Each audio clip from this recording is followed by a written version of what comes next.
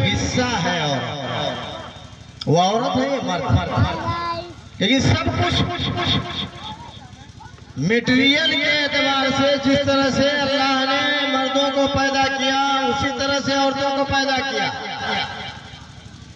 हमारे नबी जनाब मोहम्मद रसूलुल्लाह सल्लल्लाहु अलैहि वसल्लम ने फरमाया इन्नमा निसाउ शकाइकुर रिजाल, यहाँ पर हम कि औरतें भी मर्दों ही की एक किस्म। तो औरतों को बांट देना, औरतों को कमतर समझ लेना, ये हमारी शरीयत ने जायज करार नहीं दिया। और मर्द और औरत बनाना ये ना हमारा काम है ना आपका काम। किसका काम है? मर्द बनाना, औरत बनाना, लड़का बनाना, लड़की बनाना किसका काम है? अल्लाह का काम है। अल्लाह ताला ने कुरान पाक के अंदर बयान फरमाया लिल्लाहि मुल्कु समावाति वल अर्द, अल्लाह ही के लिए आसमानों की जमीनों की बादशाहत है। आसमानों का निजाम, जमीनों का निजाम, पूरी कायनात का निजाम चलाने वाला अल्लाह, क्या और कोई है? कोई है जो हवाओं को चलाने वाला हो, कोई है जो पानी बरसाने वाला हो, कोई है जो सूरज उगाने वाला हो, चांद को उगाने वाला हो।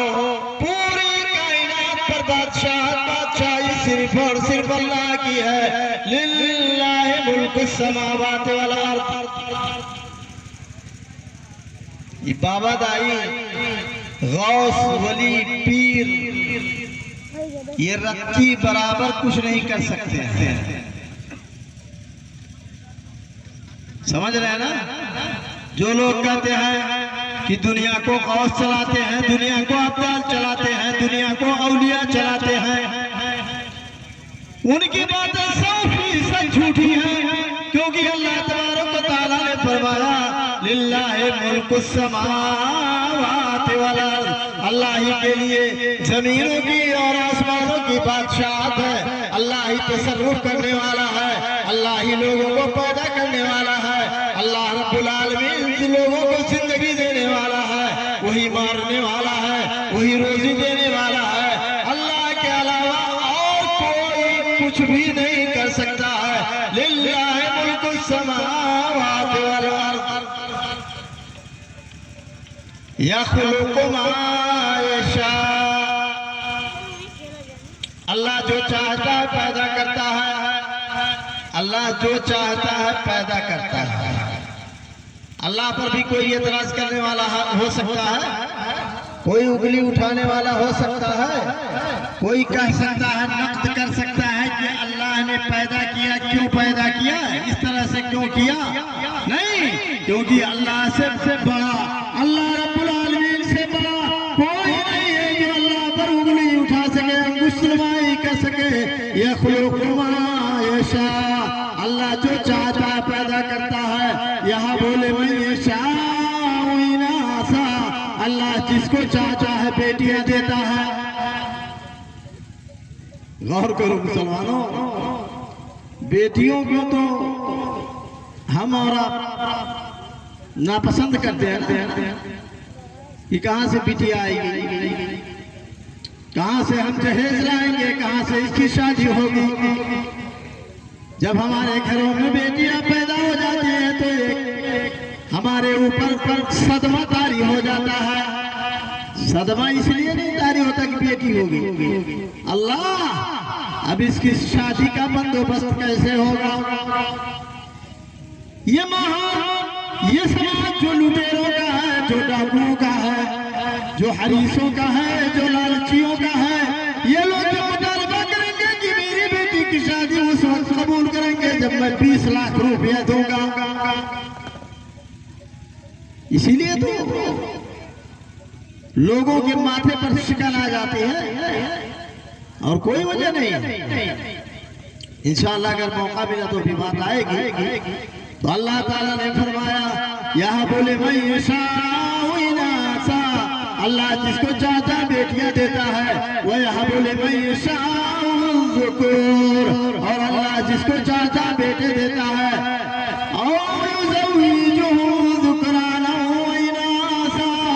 अल्लाह जिसको चाहता है बेटा बेटी दोनों दे देता है। वह जालो कीमा, और अल्लाह जिसको चाहता बाज बना देता है। ऐसा होता है ना, बहुत दुआ तमीज कराओ, बड़ी दवाइयां कराते हैं, कुल चक्कर कराते हैं, लेकिन अल्लाह जिसको चाहता है 5 बना देता है, कुछ नहीं देता। तो ये बेटा देना, बेटी देना, बेटा बेटी दोनों देना और 5 बना देना, ये किसका काम है? अल्लाह का काम। इसमें इस आयत करीमा आप एक चीज देखेंगे कि अल्लाह ताला ने सबसे पहले किसकी तखलीक का जिक्र किया है? सबसे पहले क्या कहा अल्लाह ने? यहाँ बोले अल्लाह जिसको चाहता बेटियां देता है। बेटियों का जिक्र अल्लाह रब्बुल आलमीन ने पहले किया। अल्लाह रब्बुल आलमीन ने बताया कि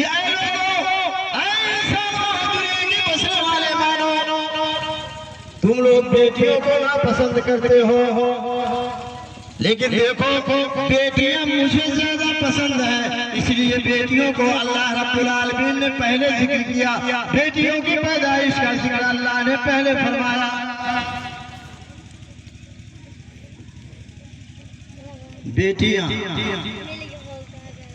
बेटियां होती हैं, और यही बेटी जब अपना रूप धारने लगे तो क्या होती है? वही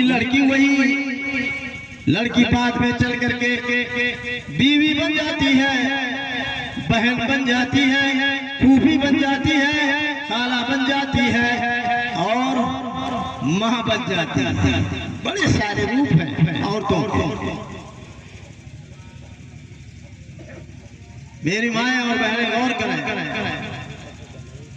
कि इनको अल्लाह रब्बुल आलमीन ने बड़ा इज्जत दिया है, बड़ा मकाम दिया है।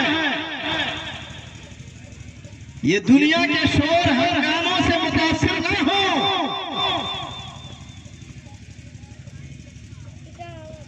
अल्लाह रब्बुल आलमीन ने मकाम और मर्तबा अता किया है।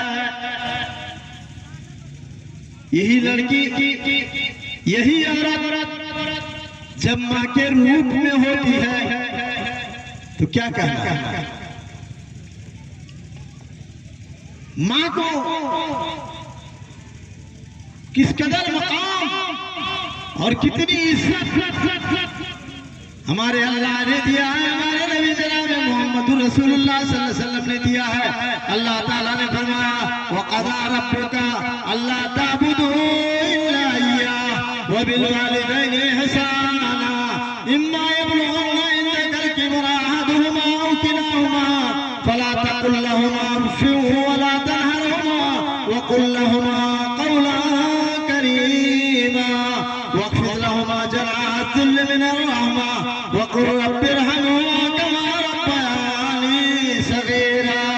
परवरदिगार आलम ने फरमाया कि तेरे रब ने फैसला कर रखा है वक़ज़ा रब्बुका अल्ला ताबुदू इल्ला इय्याहु, कि अल्लाह को छोड़ करके अल्लाह के बाहर किसी की इबादत ना करो, किसी की बंदगी ना करो। अल्लाह ताबुदू इल्ला इय्याहु व बिल वालिदैनि इहसाना, और अपने पेरेंट्स के साथ, अपने माँ बाप के साथ हुस्न सलूक करो, अच्छा बर्ताव करो। अपने माँ बाप की इज्जत करो, तकरीम करो, खिदमत करो, इताअत करो।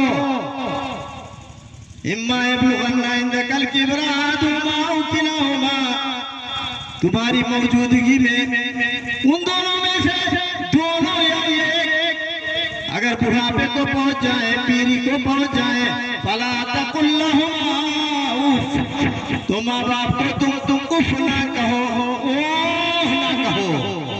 बहुत सारे लोग होते हैं ना, ये नहीं कह सकते हो।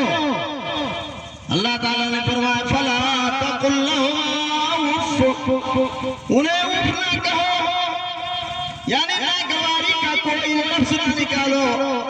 वला तनहरहुमा, उनको डांटो नहीं, उनको झिड़को नहीं, उनके सामने अपनी आवाज बुलंद ना करो। वला तनहरहुमा वकुल लहुमा कौलन करीमा, और उनसे अच्छे अंदाज में, नरम अंदाज में, नरम लहजे में बात करो। अब्बू जान, अब्बू जान, अब्बू जान, अम्मी जान, ऐसा कहो। ये बका जाते, ये अम्मा क्या करते, ऐसे अंदाज में बात ना करो, एकदम इज्जत के साथ, एहतराम के साथ। वकुल लहुमा कौलन करीमा वख्फिद लहुमा जनाह ज़ुल्ल मिनर रहमा, और रहमत से इताअत का बाजू हमेशा पस्त रखो। कि अब्बा का कहे हम कई ढारी, अब्बा का मुंह से निकाले हम कई ढारी, ये अंदाज आपका होना चाहिए। वख्फिद लहुमा जनाह ज़ुल्ल मिनर रहमा वकुल रब्बिरहमहुमा कमा रब्बयानी सगीरा। और ये दुआ करो मरने के बाद या जिंदगी में भी, ये दुआ किया करो, ए पारेलाहा, ए परवरदिगार आलम, रब्बिरहमहुमा कमा रब्बयानी सगीरा, उन दोनों पर तू रहम कर जिस तरह से उन लोगों ने हमको परवरिश, हमारी परवरिश और बर्दाश्त की है।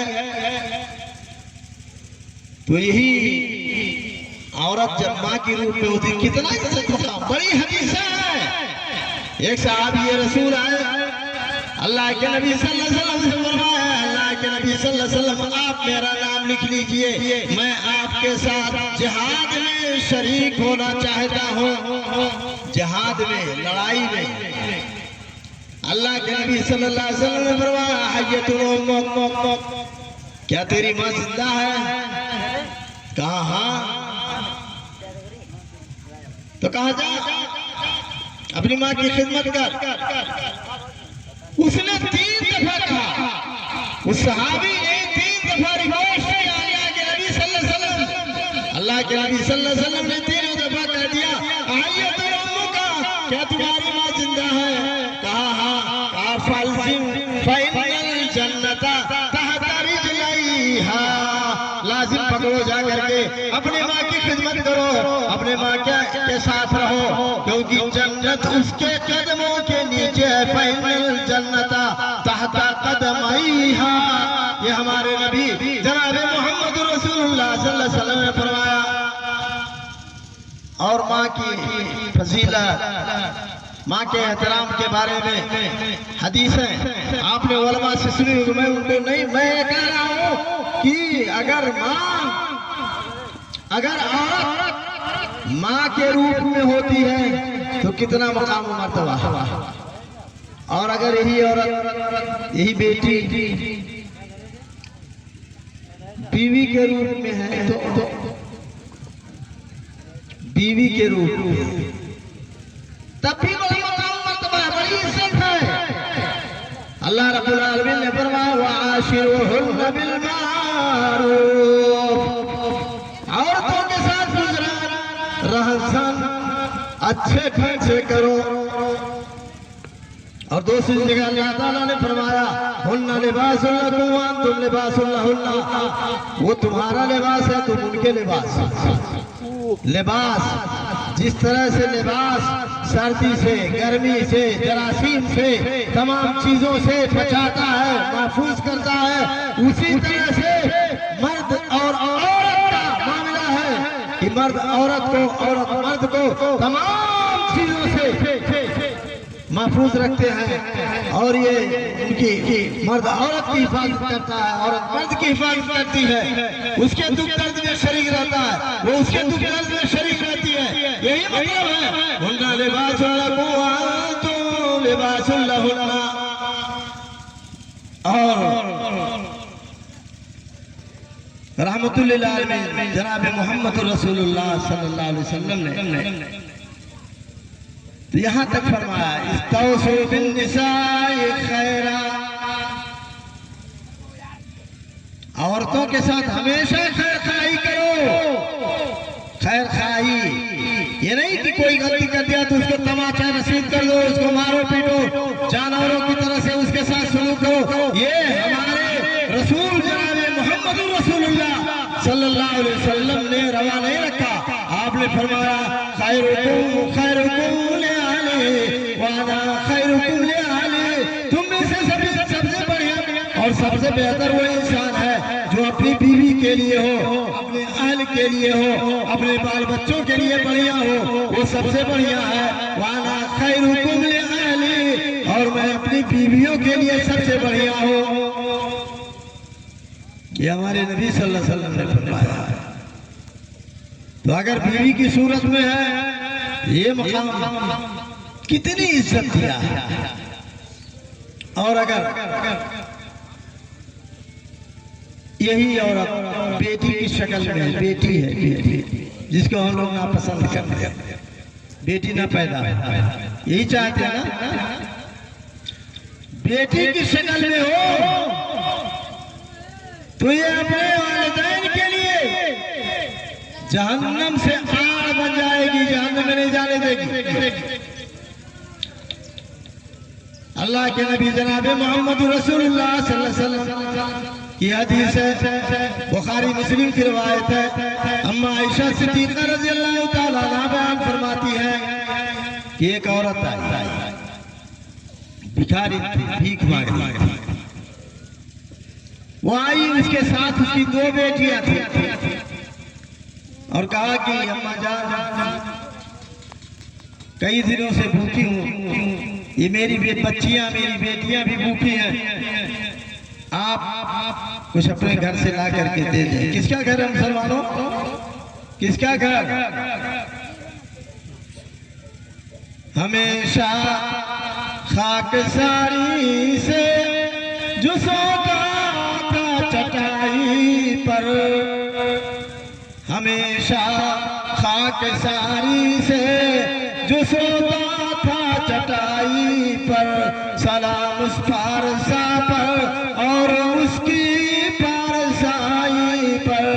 नबी अकरम जनाब मोहम्मद रसूलुल्लाह सल्लल्लाहु अलैहि वसल्लम का घर है, अम्मा आयशा का घर है। अम्मा आयशा घर में जाती हैं।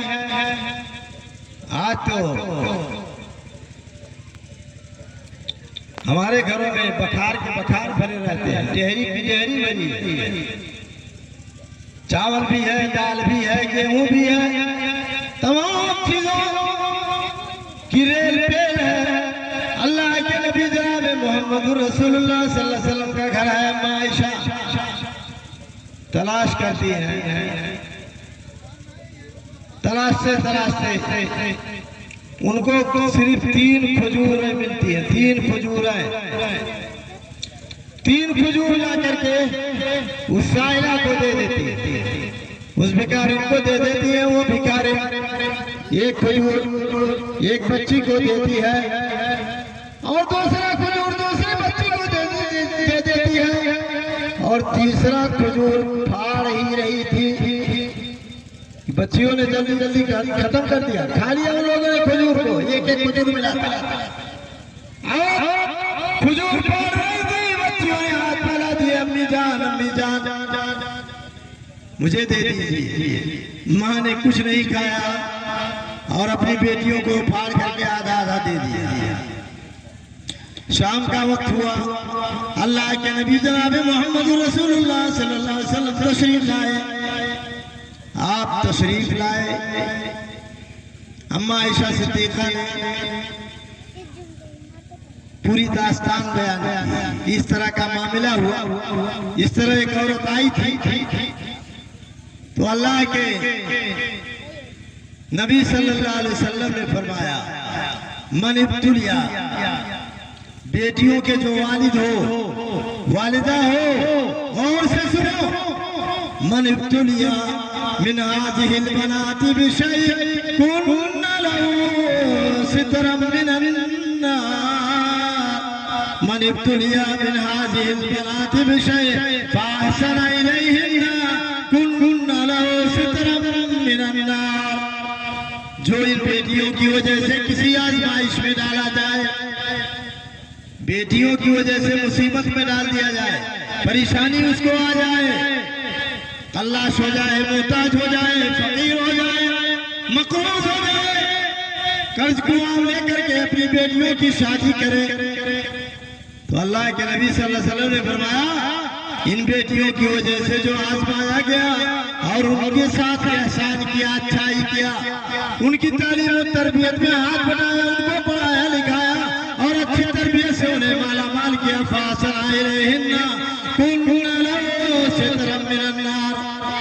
तो उसके लिए वो जहन्नम से आर हो जाए, जहन्नम। अल्लाह हू अकबर। ये बेटियों की पैदाइश को पूरी दुनिया में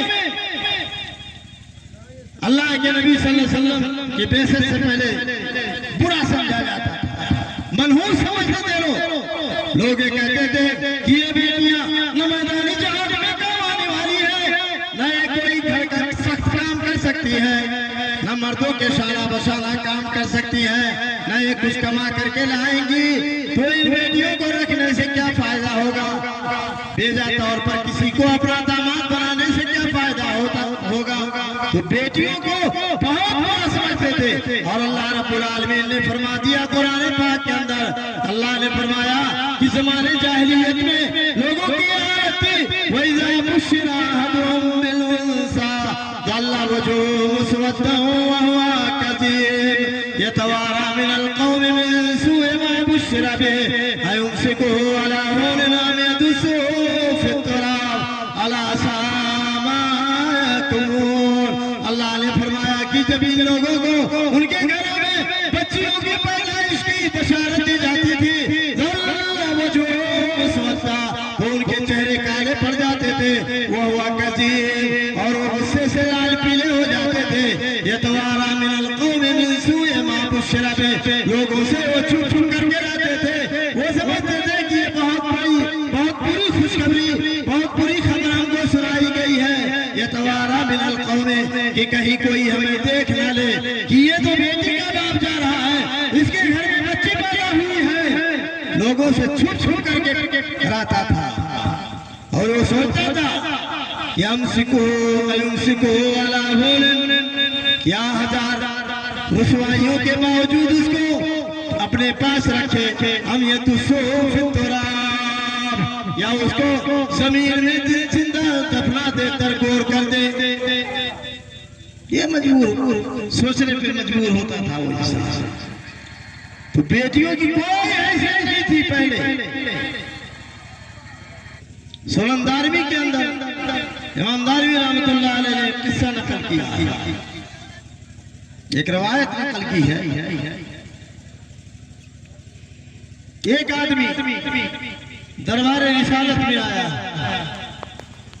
मजलिस लगी हुई थी, साहबे किराम का झुरमुट था, वो आदमी आकर के एक तरफ बैठ गया, वो आदमी उसका मुंह लटका हुआ था, वो हशाश नहीं था, उसका चेहरा खिला हुआ नहीं था, वो लगता था किसी सोच में मुब्तला है, किसी सोच में पड़ा हुआ है।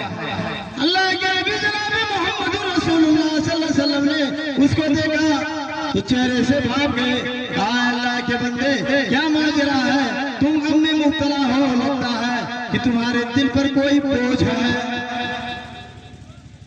तो उस आदमी ने कहा हाँ अल्लाह के नबी सल्लल्लाहु अलैहि वसल्लम ऐसा है, अब तो मैं मुसलमान हो चुका हूँ, लेकिन ज़माने जाहिलियत में मैंने एक ऐसा महापाप कर डाला है कि हमेशा उसकी कसक हमारे दिल में रहती है, वो हमें वो चीज सताती रहती है कि हमने इतना बड़ा पाप कैसे कर दिया।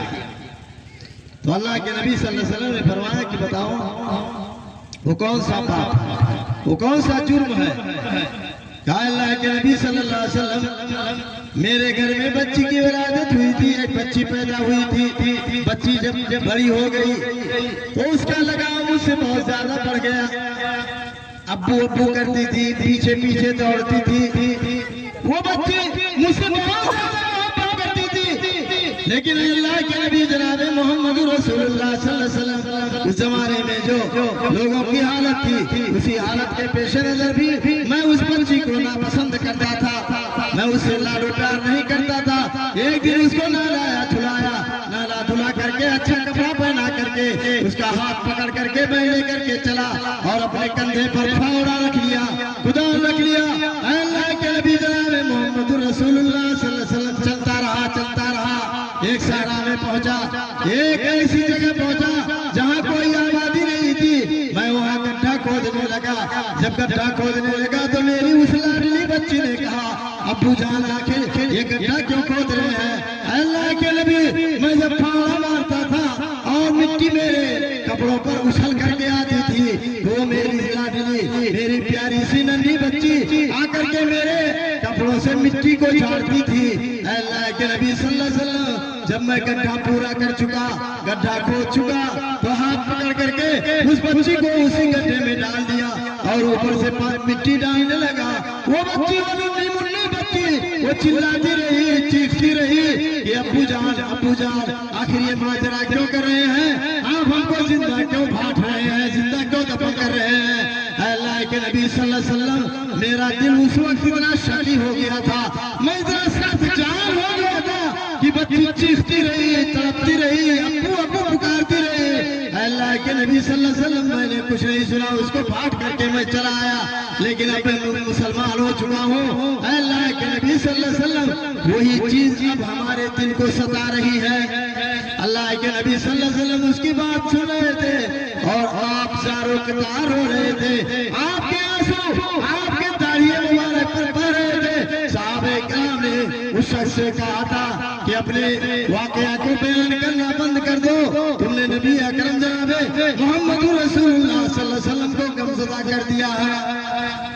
लेकिन अल्लाह के नबी सल्लल्लाहु अलैहि वसल्लम ने कहा नहीं, आप रोते थे, आप रो रहे थे, और कहा फिर से अपना वाकया दोहराओ। उस सहाबी ने दो वाकया दोहराया और अल्लाह के नबी जनाबे मोहम्मद रसूलुल्लाह सल्लल्लाहु अलैहि वसल्लम रोते रहे। तो मुसलमानों, जो होती थी पैदा किसी घर में दुख्तर, तो खौफे शमातत से बेरहम मादर फिरे देखती थी जो शौहर के तेवर, कहीं जिंदगाती थी उसको जाकर, वो गो ऐसी नफरत से करती थी खाली, जने सांप जैसे कोई जनने वाली। तो जमाने जाहिलियत में भी लड़कियों का कोई मकाम मर्तबा नहीं था, लेकिन जब हमारे नबी जनाब मोहम्मद रसूलुल्लाह सल्लल्लाहु अलैहि वसल्लम आए तो आपने लड़कियों को कितना वक़ार बख्शा। अगर बयान किया जाए तो पूरी रात नाकाफी हो जाएगी मुसलमानों। मौलाना अब्दुल्ला साहब, टाइम हो गया।